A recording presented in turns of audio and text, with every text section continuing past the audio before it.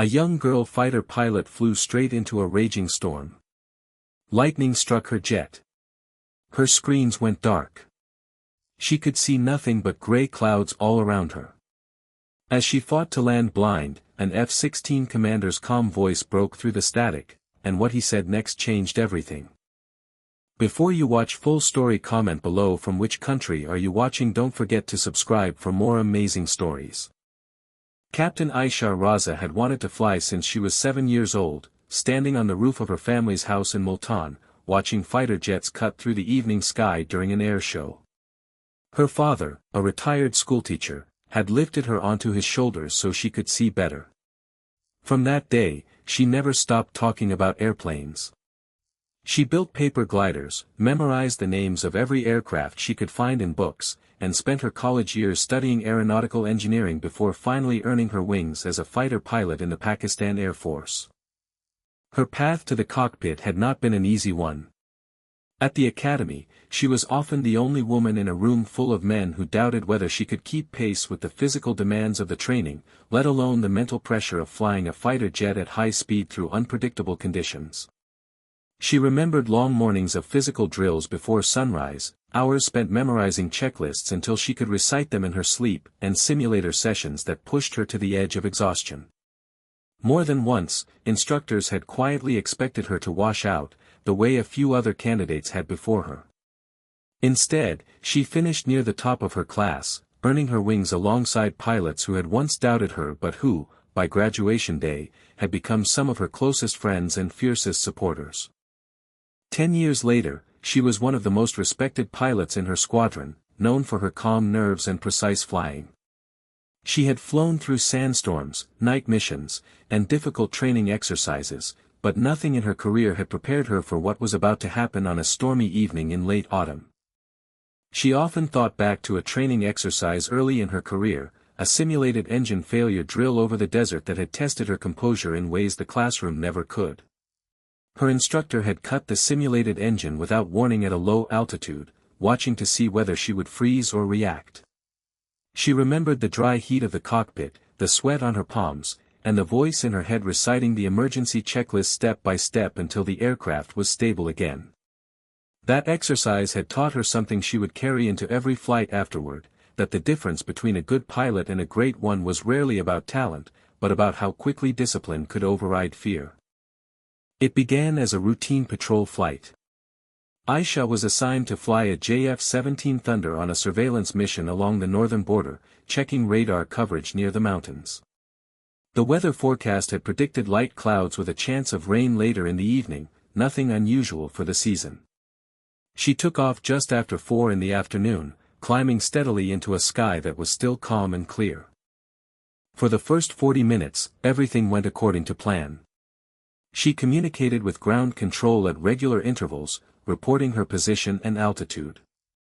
The mountains below her were breathtaking, their peaks dusted with early snow, and the valleys were beginning to darken as the sun dipped lower.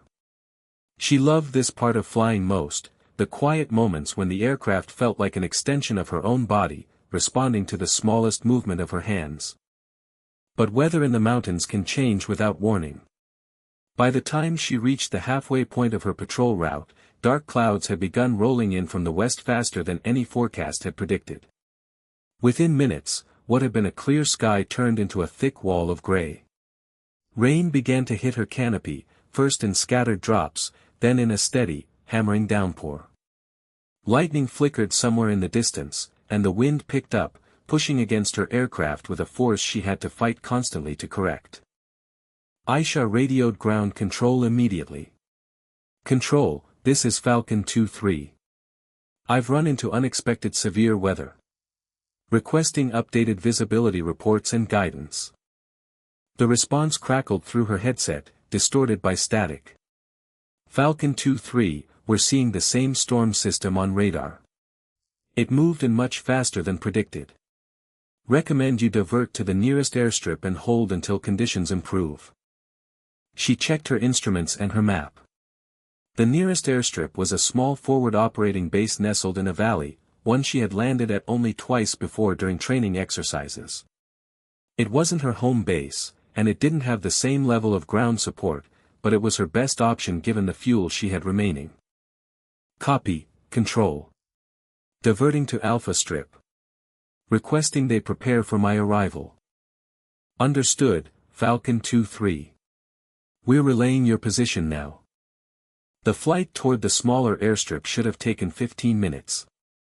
It took nearly 40, as Aisha fought turbulence that threw her aircraft up and down like a boat on rough seas.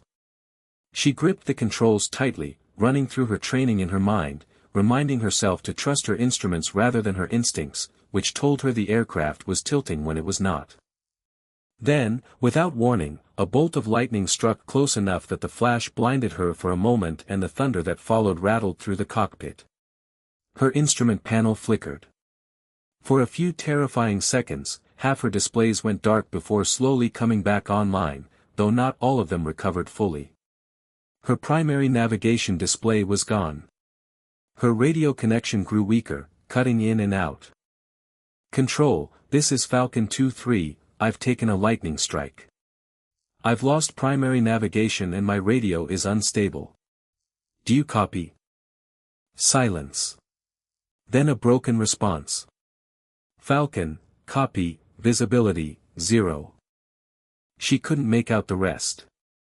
She was now flying through a storm with failing instruments, unreliable communication, and clouds so thick she could not see more than a few meters beyond her canopy.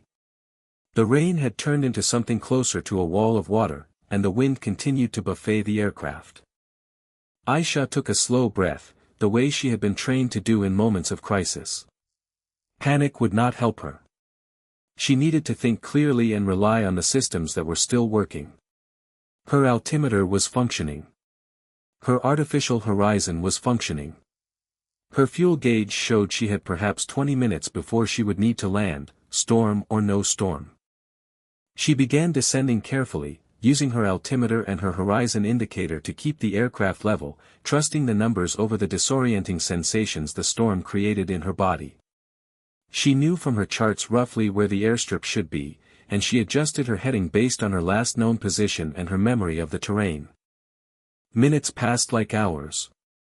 The rain hammered against the canopy so hard she could hear it over the engine noise. Twice, sudden gusts of wind pushed her off course, and she had to correct carefully, aware that overcorrecting could send her into a spin she might not recover from at this altitude. Her mind kept trying to picture the terrain around her, the ridgelines she had memorized from earlier training flights, the narrow valley the airstrip sat in, the hills that rose sharply on either side. If she drifted too far in either direction without knowing it, she could fly straight into rock without ever seeing it coming. She forced herself to push that thought aside and focus only on the numbers glowing steadily in front of her: altitude, airspeed, heading, fuel. Numbers did not lie, even when the storm outside tried to convince her otherwise. At one point, the aircraft dropped suddenly in an air pocket, and for a sickening half-second, her stomach seemed to rise into her throat. She corrected instinctively, easing back on the controls, watching her altimeter stabilize. She said a quiet prayer under her breath, the same one her mother used to whisper over her before every school exam, and kept flying. Then, faintly, through the static of her radio, she heard a voice. It wasn't ground control at Alpha Strip. It was a different voice, calm and steady, speaking with the practiced tone of someone who had guided pilots through emergencies before. Falcon 2-3, this is Eagle Base Command Tower. We're an F-16 squadron base, and we have partial radar contact on your position. I understand you have degraded navigation. I'm going to talk you down. Do you copy? Relief washed over her, though she kept her voice steady.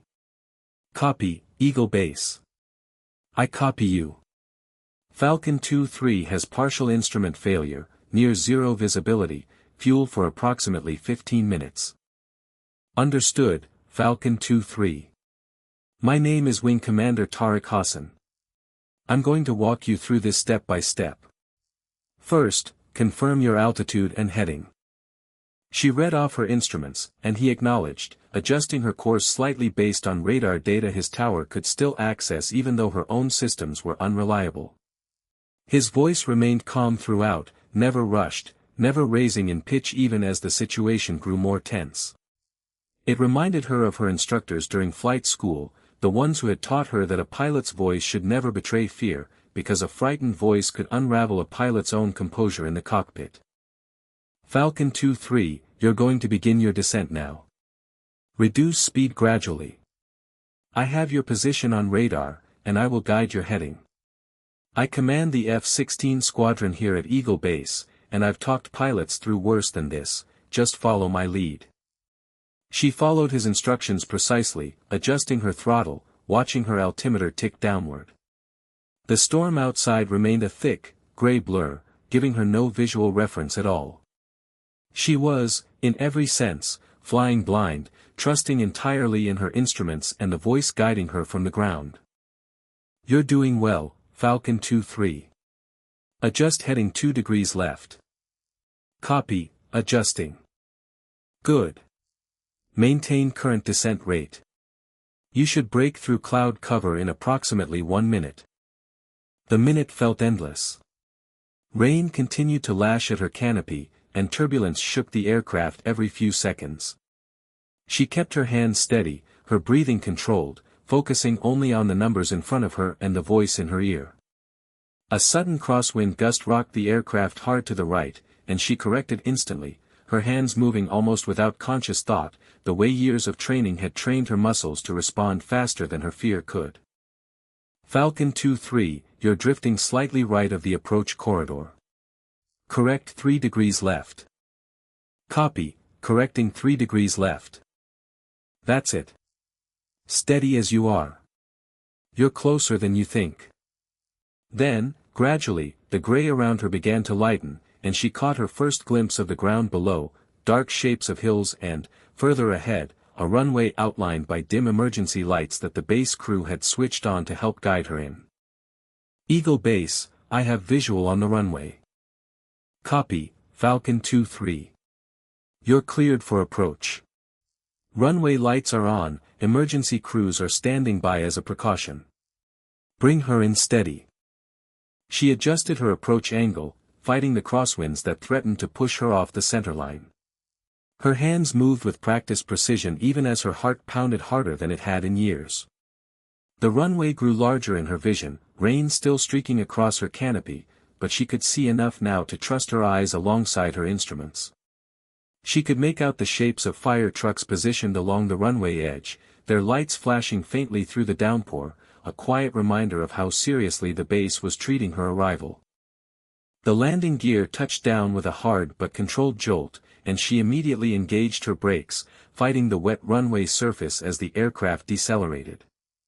The F-17 skidded slightly before straightening, and finally, after what felt like the longest 30 seconds of her life, the aircraft rolled to a stop near the end of the runway. For a moment, Aisha simply sat in the cockpit, hands still gripping the controls, rain drumming steadily on the canopy above her. Then she allowed herself to breathe fully for the first time in nearly an hour. Falcon 2-3 is down safely, she said into her radio, her voice finally allowed to shake, just slightly, with relief. Copy that, Falcon 2-3. Excellent flying. Welcome to Eagle Base. Ground crews rushed out despite the rain, guiding her aircraft to a shelter where it could be inspected for damage from the lightning strike. Rows of F-16s sat parked under the hangar lights nearby, their sleek frames glistening with rain, a clear sign of whose base she had landed at. As she climbed down from the cockpit, soaked instantly by the rain, she saw a group of officers waiting near the hangar entrance. At the front of them stood a tall man in a flight uniform, the insignia on his shoulder marking him as a wing commander.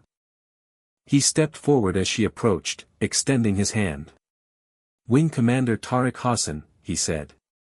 I command the F-16 squadron here at Eagle Base. That was some of the steadiest flying I've talked a pilot through in a long time.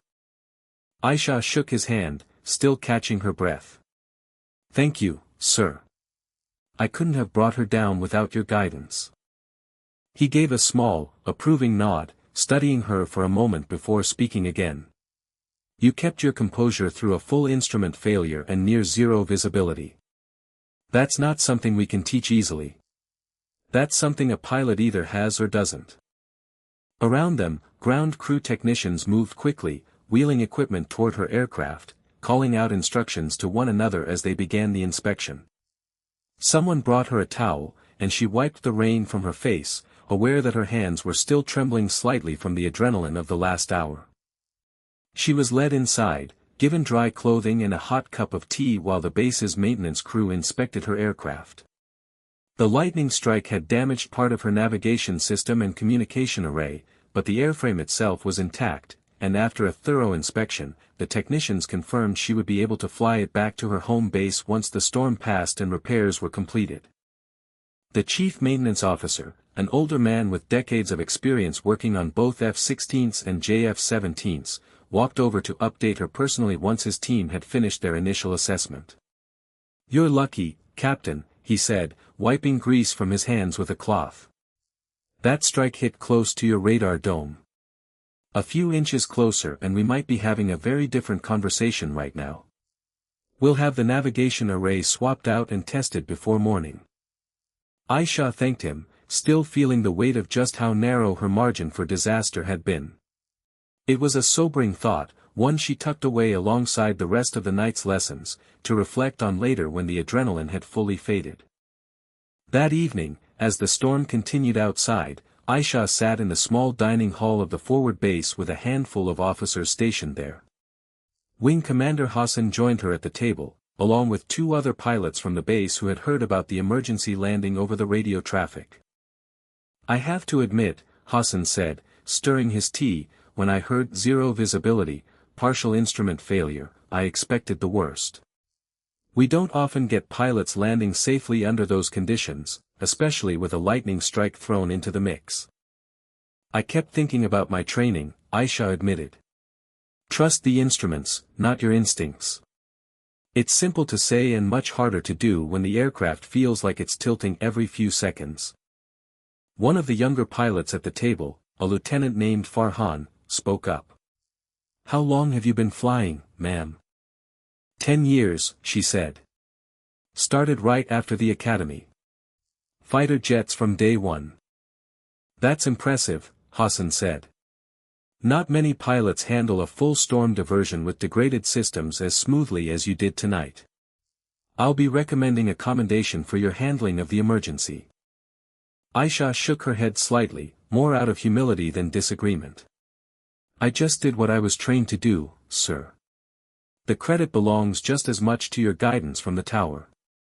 Hassan smiled slightly at that. "We make a good team then. Talking a pilot down through a storm isn't something I take lightly either. It takes trust on both ends, trust that the pilot will follow instructions precisely, and trust that the guidance from the ground is accurate. Tonight, that trust worked exactly as it should." The second pilot at the table, a quiet flight lieutenant named Sarah, leaned forward. "Were you scared, ma'am? I mean, really scared, not just the kind we talk about in debriefs?" Aisha considered the question honestly before answering. "There was a moment, right after the lightning strike, when half my instruments went dark, that I felt something close to real fear. But it passed quickly, because fear doesn't help you fly the aircraft. What helped was remembering that panic is a choice, and so is calm. I chose calm, because that's what I'd trained my whole career to do." Farhan nodded slowly, clearly turning the words over in his mind.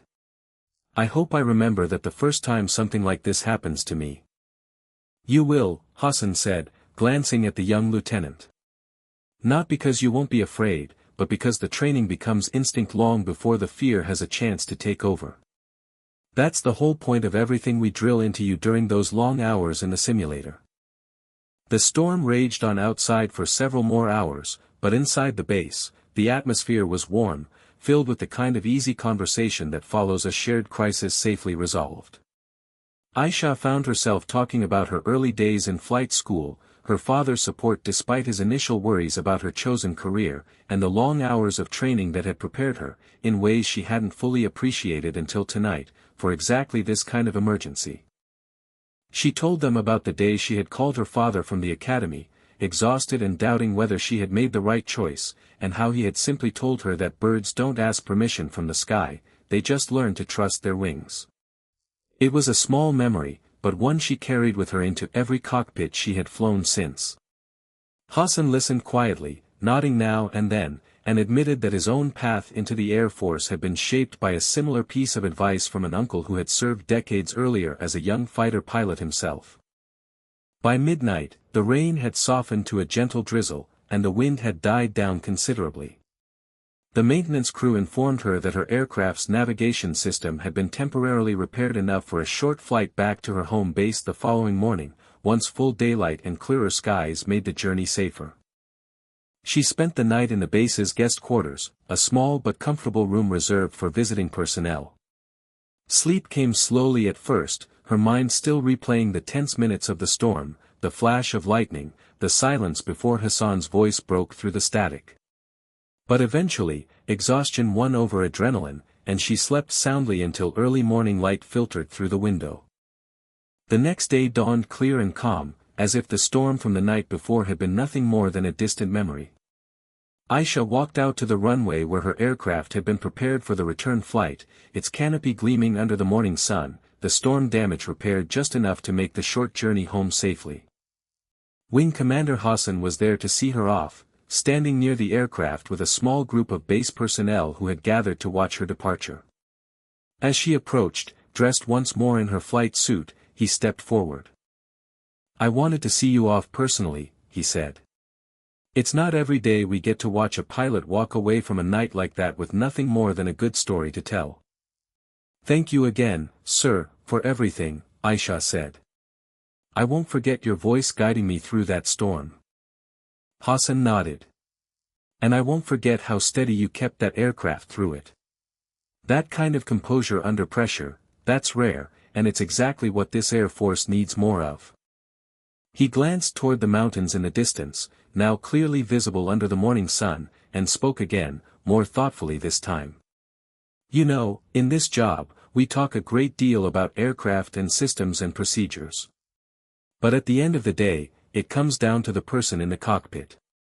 Systems fail. Radios fail. Even the best-laid flight plans fall apart the moment the weather decides otherwise.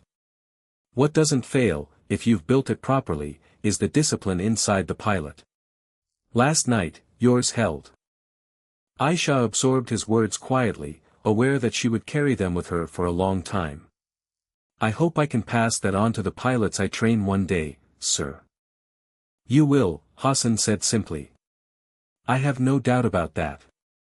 As she climbed into the cockpit, preparing for her pre-flight checks, Hassan stepped back with the rest of the crew, offering a final salute as the ground team cleared the area for takeoff.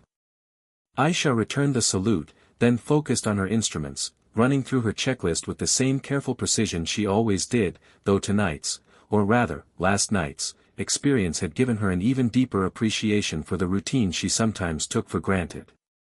The engine roared to life, and as she taxied past the rows of F-16s lined up along the tarmac, ground crew members paused to watch her go, a few raising a hand in salute. Within minutes, she was airborne again, climbing into a sky that was, this time, calm and clear from horizon to horizon. Below her, the mountains looked peaceful in the morning light, the same mountains that had been shrouded in storm and lightning just hours before. As she leveled off at cruising altitude, she radioed back to Eagle Base one final time. "Eagle Base, this is Falcon 2-3, departing your airspace. Thank you again for everything." Hassan's voice came through clearly this time, no static, no urgency, just calm satisfaction. "Copy, Falcon 2-3. Safe travels. Welcome back, ma'am, to clear skies this time." She smiled to herself in the cockpit, adjusting her course toward her home base. The flight back was uneventful, a stark contrast to the chaos of the night before, but she found herself grateful for the quiet, for the chance to reflect on everything that had happened. Sunlight streamed through her canopy, warming the cockpit in a way that felt almost unfamiliar after the darkness of the storm, and below her, the same mountain ranges she had crossed blind now stretched out clearly in every direction, their peaks catching the morning light. She thought about how strange it was that the same terrain could feel so threatening one night and so peaceful the next morning, depending only on visibility and circumstance, and how much of flying, and perhaps life, came down to trusting that the ground below remained the same even when she couldn't see it clearly.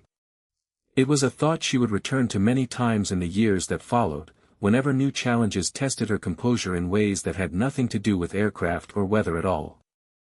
When she landed at her home base later that morning, word of her emergency landing had already spread among her squadron. She was met by her commanding officer, Group Captain Naveed Malik, and several fellow pilots, all eager to hear the details of what had happened. Malik, a stern but fair officer who had overseen her training since her early days in the squadron, studied her closely as she climbed down from the cockpit, as though checking for any sign that the ordeal had shaken her more than she was letting on. "You gave us quite a scare, Captain," he said. "We lost contact with you for almost 20 minutes last night. I want a full report on my desk by this afternoon, but first, tell me, are you all right?" "I'm fine, sir," Aisha said. "Shaken, maybe, but fine. Eagle Base took excellent care of me." Malik nodded, satisfied, before turning to address the small crowd of pilots and ground crew who had gathered nearby. "I want everyone here to understand something. What happened last night wasn't luck. It was training, discipline, and a pilot who trusted her instruments over her instincts when everything around her was telling her to do otherwise. That's the standard I expect from every one of you." She recounted the story simply, focusing less on the fear she had felt and more on the training that had carried her through it, and the calm guidance of a stranger's voice that had helped bring her home safely. Some of the younger pilots asked detailed questions about the instrument failure, eager to learn anything that might help them if they ever found themselves in a similar situation.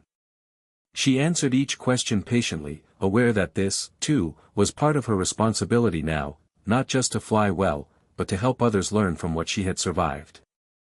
In the weeks that followed, Aisha received the commendation Wing Commander Hassan had promised, an official recognition of her composure and skill during the emergency. The citation noted her calm handling of instrument failure, her adherence to procedure under extreme pressure, and her successful coordination with Eagle Base Command during a near-impossible landing. But more than the formal recognition, what stayed with her was the simple lesson the experience had reinforced, that trust, both in one's training and in the people working alongside you, could carry a person through even the most difficult moments. She continued flying for many more years after that stormy night, taking on new responsibilities within her squadron and eventually training younger pilots herself.